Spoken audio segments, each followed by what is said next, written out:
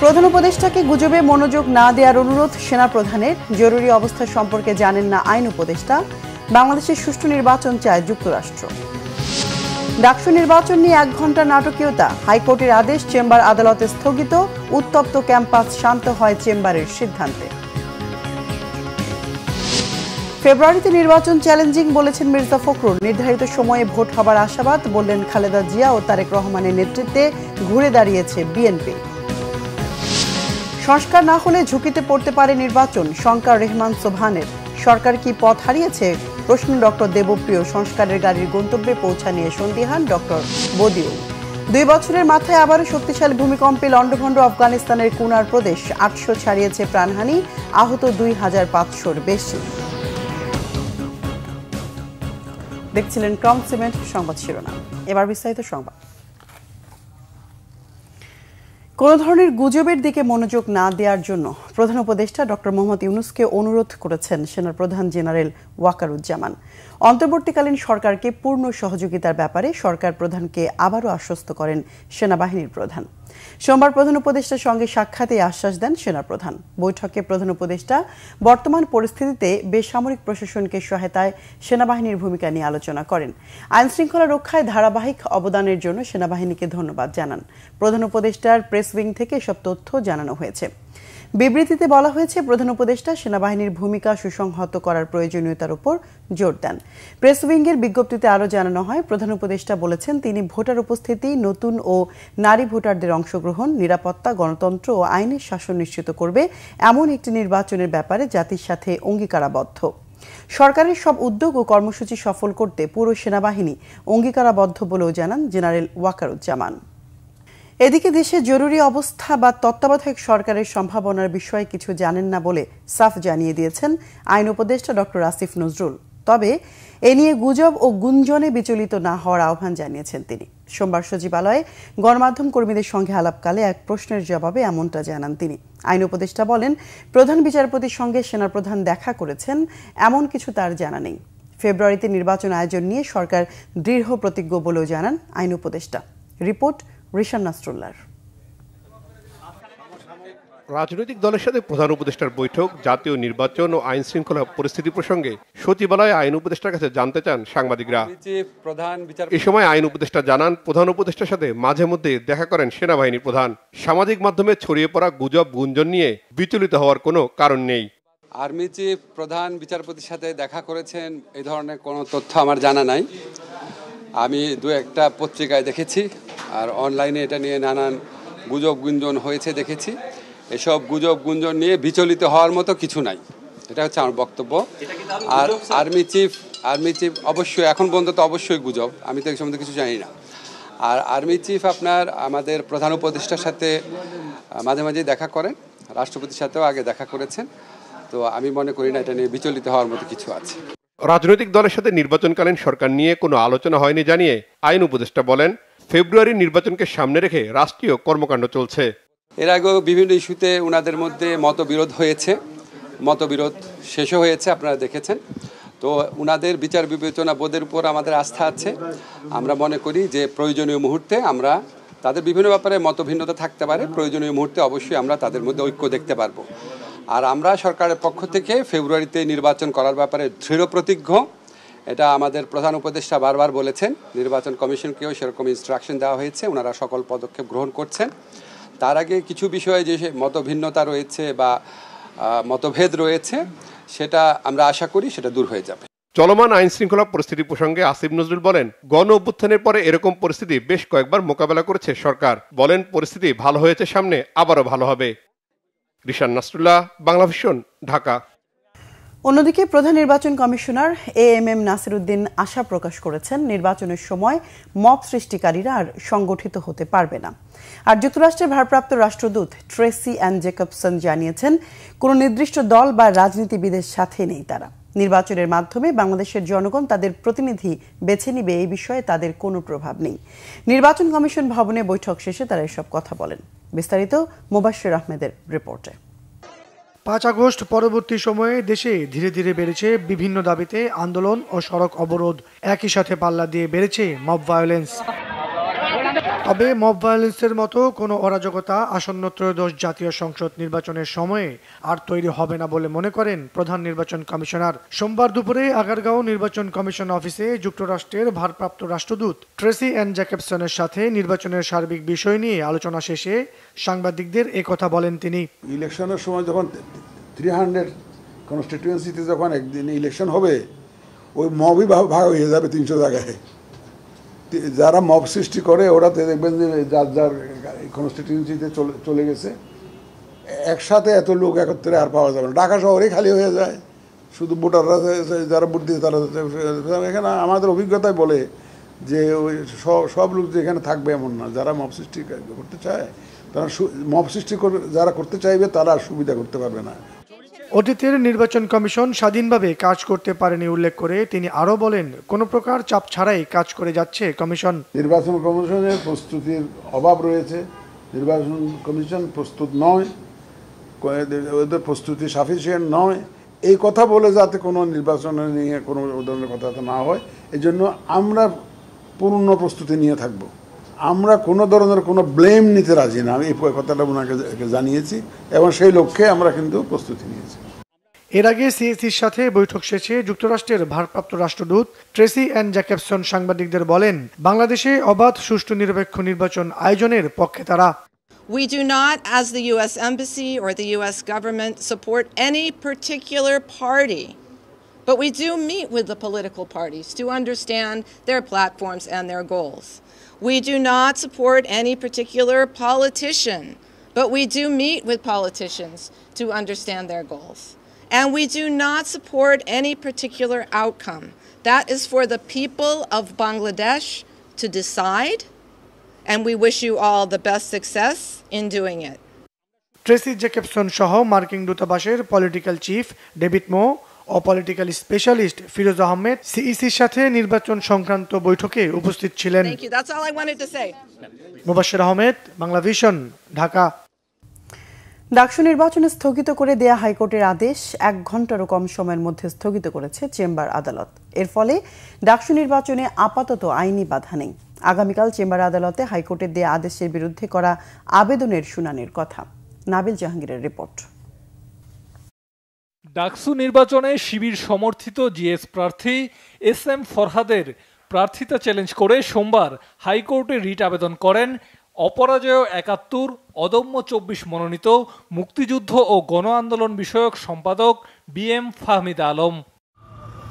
রিটের ডাকসু নির্বাচন স্থগিতের আবেদন না থাকলেও শুনানি শেষে 30 অক্টোবর পর্যন্ত ডাকসু নির্বাচন স্থগিত করে সোমবার বিকালে রুলসহ আদেশ দেয় বিচারপতি হাবিবুল গনি ও শেখ তাহসিন আলীর হাইকোর্ট বেঞ্চ। হাইকোর্ট বিভাগ রুল জারি করেছেন এবং ডাকসুর নির্বাচন প্রক্রিয়াকে স্থগিত করেছেন। আমরা ইন দ্য মিন টাইম বিশ্ববিদ্যালয় কর্তৃপক্ষের সঙ্গে কথা বলেছি এবং ডিসাইড করেছি যে এই আদেশের বিরুদ্ধে দ্রুততম সময়ের মধ্যে আমরা চেম্বার জজের আদালতে স্টেজ এ আপিল মামলা দায়ের করব। এর কিছুক্ষণ পর ঢাকা বিশ্ববিদ্যালয়ের আইনজীবীর করা আবেদন আমলে নিয়ে হাইকোর্টের আদেশটি স্থগিত করে দেয় চেম্বার আদালত। এই বিষয়টি যে গুরুত্ব এবং ইম্পর্টেন্স বলে আমরা চেম্বার জজের আদালতে হাতে লিখিতভাবে আবেদন করেছি। এই লিখিত আবেদন গ্রহণ করে মাননীয় চেম্বার জজ হাইকোর্ট ডিভিশনের এই আদেশ যে ডাকসু নির্বাচনকে স্থগিত করে যে আদেশ দিয়েছিল, এই আদেশকে সিএমপি ফাইল বা সিভিল মিসসেলেনিয়াস পিটিশন ফাইল এবং শুনানির আগ পর্যন্ত স্থগিত আদেশ দিয়েছেন। অর্থাৎ এই মুহূর্তে ঢাকা বিশ্ববিদ্যালয়ের ডাকসু নির্বাচন পরিচালনার ক্ষেত্রে এই মুহূর্তে কোনো বাধা থাকলো না। মঙ্গলবার চেম্বার আদালতে হাইকোর্টের আদেশের বিরুদ্ধে করা আবেদনটির শুনানি হতে পারে। আরো 5 দিন চলে গেছে। নাবিল জাহাঙ্গীর, বাংলা ভিশন, ঢাকা। নানা নাটকীয়তার পর 9 সেপ্টেম্বরই ডাকসু নির্বাচনের আভাস। সোমবার বিকেলে হাইকোর্টের নির্বাচন স্থগিতের আদেশে ক্ষুব্ধ প্রার্থী ও শিক্ষার্থীরাই পরে চেম্বার আদালতে হাইকোর্টের আদেশ স্থগিতে স্বস্তিতেই মেতে ওঠে। এর আগে সকাল থেকে আচরণবিধি ভঙ্গের পাল্টাপাল্টি অভিযোগ করেন প্রার্থীরা। এদিকে বিকেলে 36 জুলাইয়ের আদলে নির্বাচনের 36টি ইস্তেহার ঘোষণা করে ছাত্র শিবির সমর্থিত প্যানেল। শুভ মাহফুজের রিপোর্ট। পাল্টাপাল্টি অভিযোগের মধ্য দিয়ে প্রতিদিনের মতো সোমবার সকাল থেকে বিকেল ৩টা পর্যন্ত চলতে থাকে ডাকসু নির্বাচনে প্রার্থীদের প্রচারণা।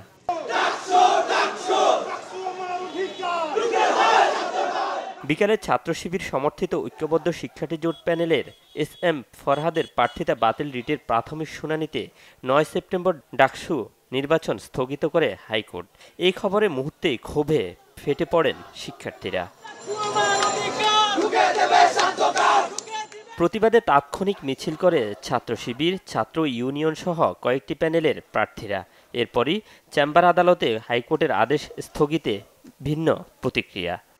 আমাদের এই আসন্ন ডাকসু নির্বাচনকে বানচাল করার ষড়যন্ত্রে লিপ্ত হয়েছিল যারা বিভিন্ন নষ্ট এবং বাজে প্ল্যান করেছিল, তাদেরকে শিক্ষার্থীরা আগামী ৯ সেপ্টেম্বর লাল কার্ড দেখাবে। আমি কিন্তু ৩ ঘন্টা আগেও বলে এসেছি যে ডাকসু বানচালের ষড়যন্ত্র চলমান।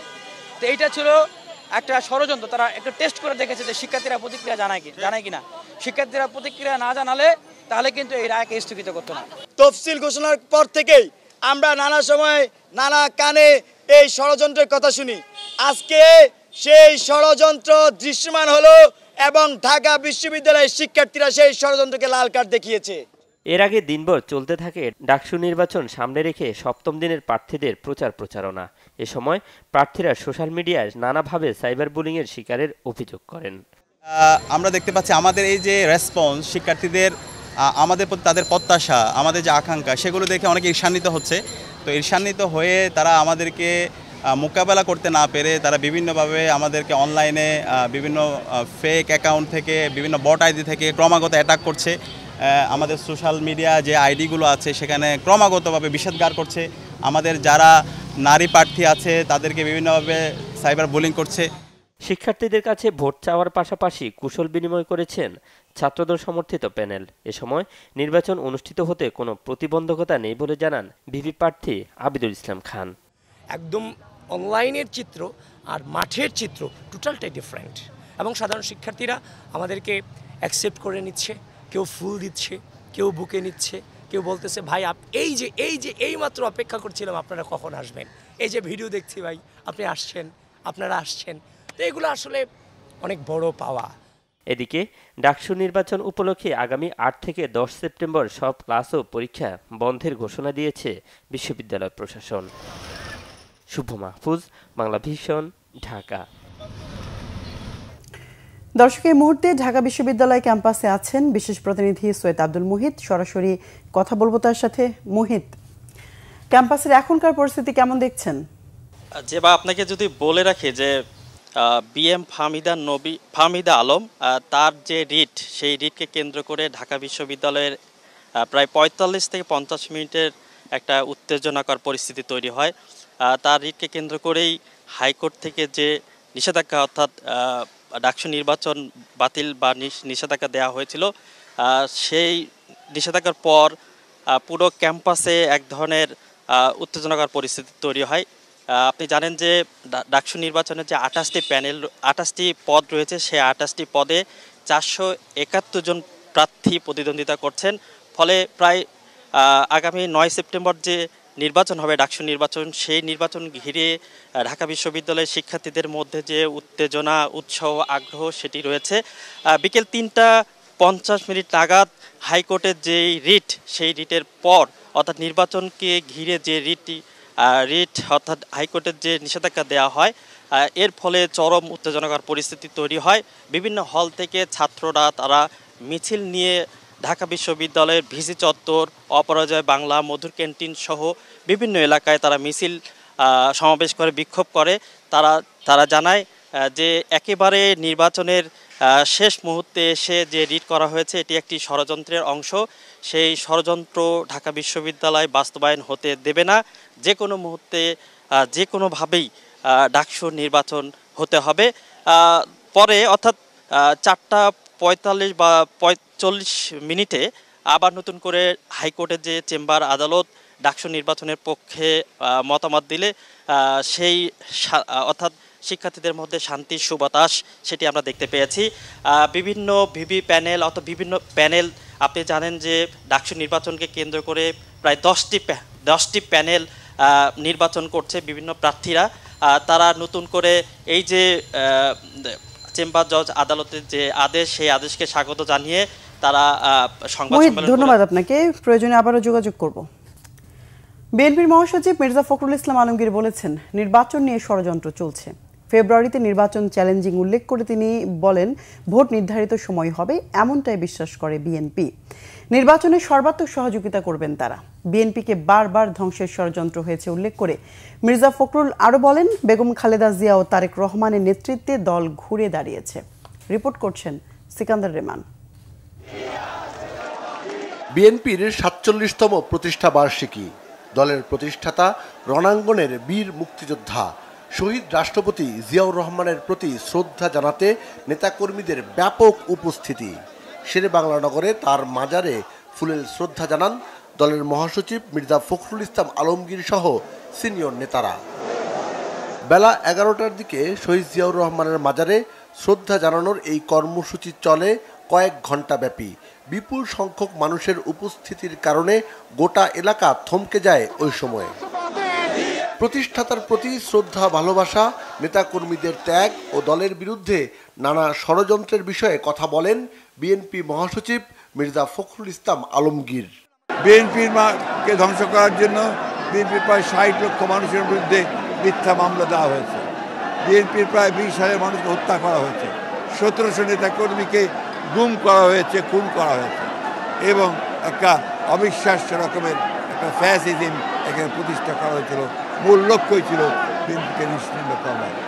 আল্লাহর অশেষ রহমতে জনগণের আন্দোলনের মধ্য দিয়ে, ছাত্রদের আন্দোলনের মধ্য দিয়ে আমরা সেই ভয়াবহ হাসিনা থেকে মুক্ত করতে পেরেছি।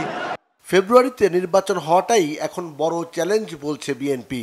মির্জা ফখরুল আরও জানান, সংস্কার ও নির্বাচন বাস্তবায়নে সব সহযোগিতা অব্যাহত রেখেছে বিএনপি। এখন যে চ্যালেঞ্জ আমাদের সামনে রয়েছে সেই চ্যালেঞ্জ হচ্ছে যে আগামী ফেব্রুয়ারি মাসে, ২৬শে ফেব্রুয়ারি মাসে যে নির্বাচন অনুষ্ঠানের কথা আছে, সেই নির্বাচন অনুষ্ঠান সুষ্ঠুভাবে করার সর্বোত্তম সহযোগিতা করা, সাহায্য করা। যে সংস্কার প্রস্তাবগুলো নিয়ে এসেছিল, সংস্কার যে আপনার কমিটিগুলো, কমিশনগুলো, সেই সংস্কারগুলো বিএনপি সর্বাত্মক সহযোগিতা করেছে এবং বিএনপির ৩১ দফা কর্মসূচি প্রবর্তনের মধ্যে দিয়ে বাংলাদেশের রাজনীতিতে সম্পূর্ণ আমূল একটি পরিবর্তন আনার ব্যবস্থা করেছে। আগামীতে জনগণের ভোটে রাষ্ট্র ক্ষমতায় গেলে একটি সমৃদ্ধশালী দেশ গড়ে তোলার কথাও জানান বিএনপি নেতারা। বিএনপি একদিকে রাজনৈতিক পরিবর্তন ঘটাবে, অন্যদিকে অর্থনৈতিক প্রবৃদ্ধি ঘটাবে। সিকান্দার রেমান, বাংলা ভিশন, ঢাকা।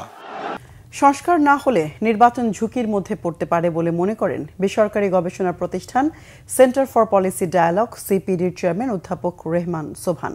সংস্কার প্রশ্নে ডক্টর দেবপ্রিয়র প্রশ্ন, অন্তর্বর্তী সরকার কি পথ হারিয়েছে?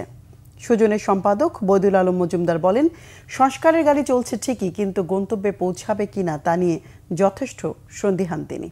রিপোর্ট জিয়াউল হক সবুজের।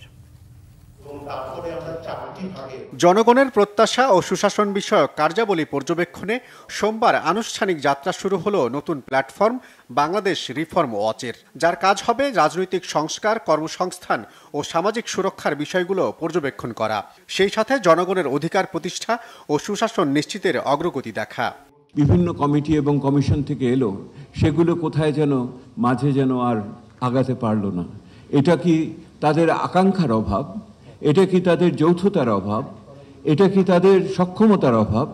নাকি এটার ভিতরে আরও কোনো ধরনের বড় ধরনের স্বার্থের সংঘাত লুকিয়েছিল? এইটা একটা বড় প্রশ্ন সকলের সামনে এসেছে। এই অন্তর্বর্তী সরকার কি পথ হারাইয়াছে? এই প্রশ্নটি এখন আমাদের মনের ভিতরে বড়ভাবে আসছে যখন আমরা রাজনীতির ক্ষেত্রে বিভিন্ন ঘটনাবলী দেখছি এবং নির্বাচনের প্রস্তুতিতে বিভিন্ন ধরনের প্রক্রিয়া আমরা এই মুহূর্তে লক্ষ্য করছি। সেহেতু এই মুহূর্তে বাংলাদেশের উপর দিয়ে একটা ঝড় যাচ্ছে। এই ঝড়ের ভিতরে আমাদের সম্পদগুলোকে রক্ষা করতে হবে। অনুষ্ঠানের আলোচক, অর্থনীতিবিদ ও ব্যবসায়ী সহ সুশীল সমাজের সব প্রতিনিধির প্রায় একই মত, সংস্কার প্রশ্নে জনগণের আকাঙ্ক্ষা পূরণ করতে পারেনি অন্তর্বর্তী সরকার। আমি মনে করি রাজনীতিতে শেষ কথা বলতে হবে। শেষ কথাটা এই সময়ের শেষ কথা কি সেটা আপনাকে বলতে হবে। আর সংস্কার চলমান প্রক্রিয়াটা আমরা জানি, কিন্তু এই মুহূর্তে কি চলবে সেটাও বলতে হবে। গভর্নমেন্ট যদি আবার একটা সংস্কার করেও যায়, পরবর্তী সরকার এসে সেইটার প্রতি কমিটেড থাকবে কিনা সেই প্রশ্নটা কিন্তু থাকবেই। সো যদি আমরা পলিটিক্যাল পার্টিদেরকে এনগেজ করতে পারি এই 5 মাসে, সেইটা আমার মনে হয় মোর ইফেক্টিভ হবে। জুলাই আন্দোলনে রাস্তা নেমেছিল, বুক পেতে দিয়েছিল প্রায় সবাই, কিন্তু কয়জনে সংস্কার প্রস্তাবগুলো পড়েছে, কয়জনে এগুলো নিয়ে কিছু করেছে, সোচ্চার হয়েছে? কেউ করে নাই। তো আমরা ঘুমিয়ে পড়েছি। তো আমরা যদি ঘুম থেকে না জাগি, আমরা যদি সোচ্চার না হই, তাহলে অতীতে যা ঘটেছে তাই হবে। অনুষ্ঠানে অর্থনীতিবিদ অধ্যাপক রেহমান সোবহান জানিয়েছেন, সংস্কার ছাড়া নির্বাচনে ভয়াবহতা বাড়তে পারে। Public discussion going on which is holding out the danger that if reforms are not completed, then elections may be endangered and some people may not participate in election. রাজনৈতিক অঙ্গন দুর্বৃত্তদের আখড়ায় পরিণত হয়েছে বলেও মন্তব্য করেন আলোচকরা।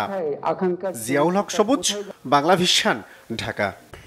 এবারে নির্বাচনে অন্যান্য বাহিনীর সাথে নৌ ও বিমান বাহিনীর সদস্যরা কাজ করবেন বলে জানিয়েছেন স্বরাষ্ট্র উপদেষ্টা অবসরপ্রাপ্ত লেফটেন্যান্ট জেনারেল মোহাম্মদ জাহাঙ্গীর আলম চৌধুরী। দুপুরে সিলেট বিভাগের প্রশাসনের কর্মকর্তা ও আইন শৃঙ্খলা বাহিনীর সাথে বৈঠক শেষে এই তথ্য জানান তিনি। স্বরাষ্ট্র উপদেষ্টা বলেন, নির্বাচনে আনসারের ভূমিকা সবচেয়ে বেশি। কেন্দ্রে আনসার সদস্য বাড়ানো হবে। সেনাবাহিনী মোবাইলে থাকবে, নৌবাহিনী ও বিমান বাহিনী ও এপিবিএন থাকবে। এছাড়া নির্বাচনের আগে পুলিশ সহ অন্যান্য বাহিনীকে প্রশিক্ষণ দেওয়া হবে। 7 সেপ্টেম্বর রাজারবাগ পুলিশ লাইনে সেটি শুরু হবে বলেও জানান এই উপদেষ্টা। এর আগে দুপুর 12টায় সিলেটের জেলা প্রশাসক কার্যালয়ে এই বৈঠক শুরু হয়। আমরা ইলেকশনের সময় শুধু সেনাবাহিনী নয়, এবার আমরা নৌবাহিনী এবং বিমান বাহিনীরও তাদেরও আমরা কাজে লাগাবো। নুরুর উপরে যে আক্রমণটা, এটা খুবই দুর্ভাগ্যজনক। উনি একটা জাতীয় পর্যায়ের নেতা, ওনার উপরে একটা আক্রমণটা খুবই দুর্ভাগ্যজনক। কিন্তু উনি তাড়াতাড়ি সুস্থ হয়ে যাক, আমরা সবাই আল্লাহর কাছে দোয়া করি। গণ অধিকার পরিষদের সভাপতি ও ডাকসুর সাবেক ভিপি নুরুল হক নুরের স্বাস্থ্যের উন্নতি হচ্ছে। আইসিইউ থেকে তাকে নেওয়া হয়েছে কেবিনে। সোমবার ঢাকা মেডিকেল কলেজ হাসপাতালের পরিচালক ব্রিগেডিয়ার জেনারেল আসাদুজ্জামান জানান, 1 সপ্তাহের মধ্যে নুরুল হক নূর বাসায় যেতে পারবেন, তবে পুরোপুরি সুস্থ হতে আরও 2 মাস সময় লাগবে প্রাথমিকভাবে ধারণা করছেন চিকিৎসকরা। ঢাকা মেডিকেলের পরিচালক বলেন, নূরের নাক ও চোয়ালের ভাঙা হাড় পুরোপুরি ঠিক হতে 4 থেকে 6 সপ্তাহ সময় লাগবে। চিকিৎসকদের পরামর্শে স্বাভাবিকভাবে খাবার খেতে পারছেন নূর। তিনি ছাড়াও গণ অধিকার পরিষদের আরও কয়েকজন নেতার চিকিৎসা চলছে ঢাকা মেডিকেলে। ওনার সব ক্ষেত্রেই উন্নতি হচ্ছে। আপনি জানেন যে ওনার যে নাকের হাড়ে যেটা ফ্র্যাকচার হয়েছে বা ম্যাক্সিলা যে ফ্র্যাকচার হয়েছে, এটার জন্য আসলে একটু ওয়েট করতে হবে। 4 থেকে 6 সপ্তাহ সময় লাগবে এটা পুরোপুরি ভালো হতে। আর ওনার যে চোখে যে রক্ত জমাটা আছে, এটাও 1 থেকে 2 সপ্তাহ সময় লাগে, এগুলোর রক্তটা রিজলভ হয়ে যাবে। তো কাশির সাথে গতকাল একটু রক্ত আসছিল, ওইটা আসলে ওই রক্তটা হচ্ছে ওই নাক দিয়ে যে রক্তক্ষরণ হয়েছিল তার বেশিরভাগ অংশ সামনে দিয়ে পড়ে গেছে, কিছু অংশ আমার শ্বাসনালীতে চলে গেছে, সেটা কাশির সাথে 2 বার আসছে আর কি। তো এটা নিয়ে অরিড হওয়ার কিছু নাই। তো আজকে সব ডাক্তাররা দেখেছেন এবং ওনারা মতামত দিয়েছেন তাকে আইসিইউ থেকে কেবিনে শিফট করার জন্য। আফগানিস্তানের পূর্বাঞ্চলে 6 মাত্রার শক্তিশালী ভূমিকম্পের মৃতের সংখ্যা 800 ছাড়িয়েছে। আহত হয়েছেন 2500-র বেশি আফগান। ভূমিকম্পে প্রাণহানি আরও বাড়তে পারে বলে আশঙ্কা করা হচ্ছে। রবিবার দিবাগত রাত 12টার দিকে ভূমিকম্পে প্রকম্পিত হয় আফগানিস্তানের কুনার ও নানগারহার প্রদেশ।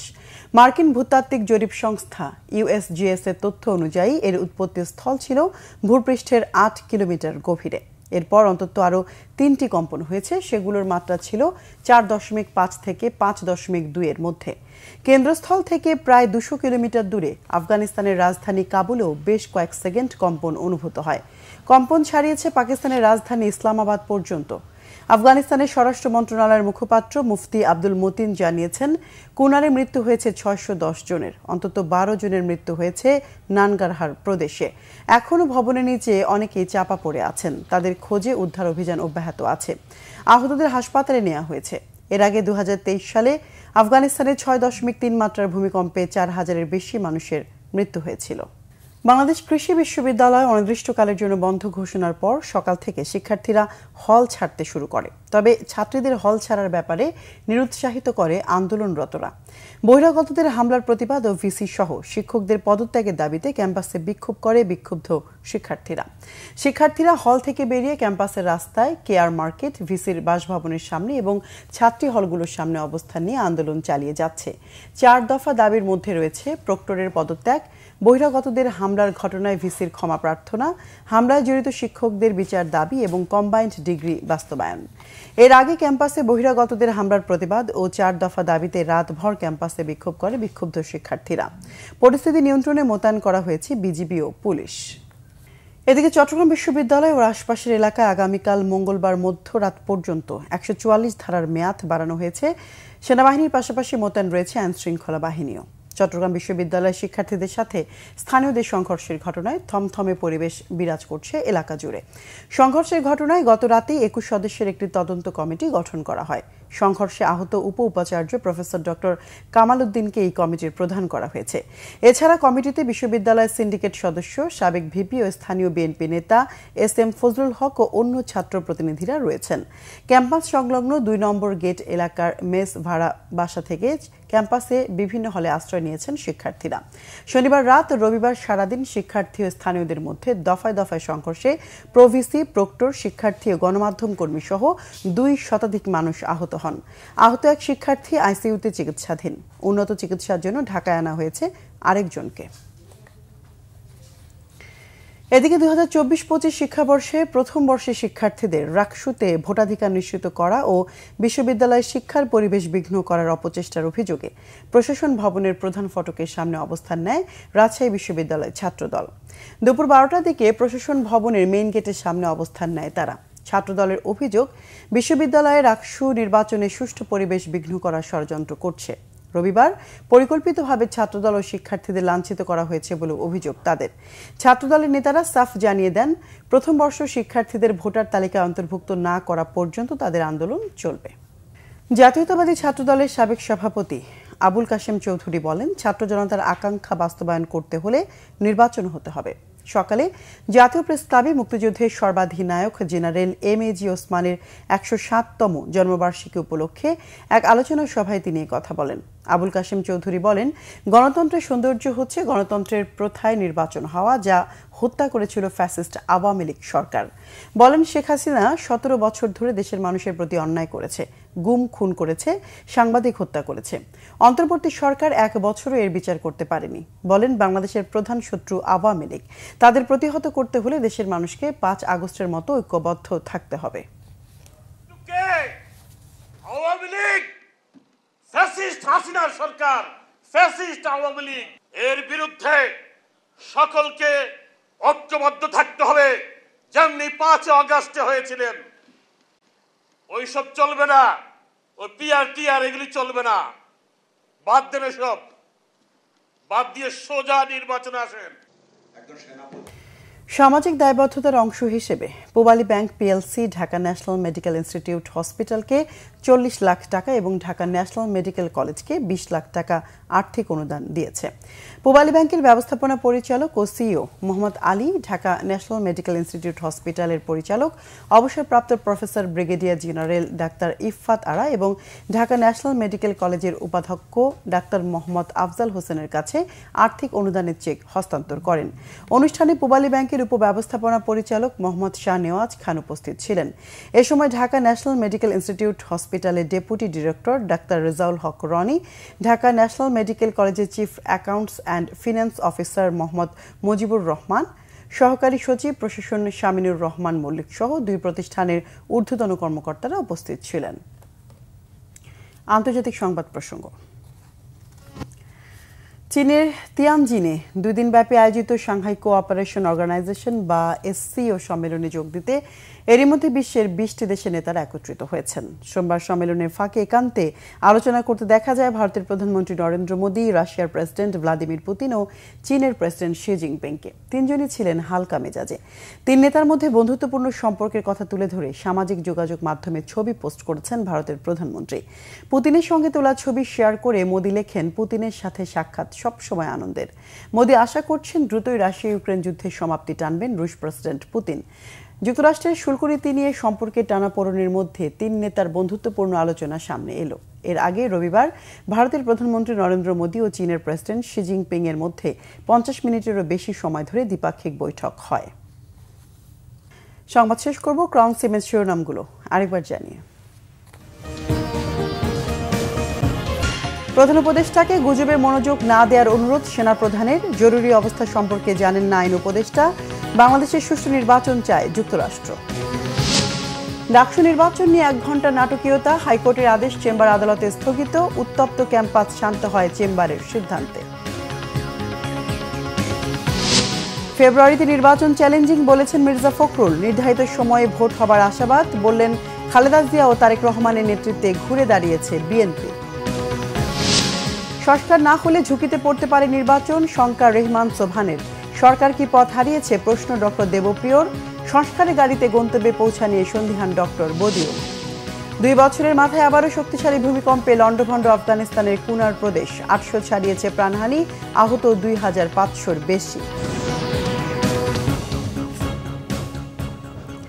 দর্শক, এ ছিল এখনকার মতো। পরের সংবাদ রাত 10:30। এর আগে 9টায় রয়েছে নিউজ 20। দেখার আমন্ত্রণ রইল। এছাড়া বাংলাভিশন সংবাদ ও সংবাদ সংশ্লিষ্ট অনুষ্ঠান দেখতে ভিজিট করুন www.bvnews24.com ও facebook.com/banglavisionnews এবং সাবস্ক্রাইব করুন youtube.com/banglavisionnews। এতক্ষণ সঙ্গে থাকায় ধন্যবাদ সবাইকে।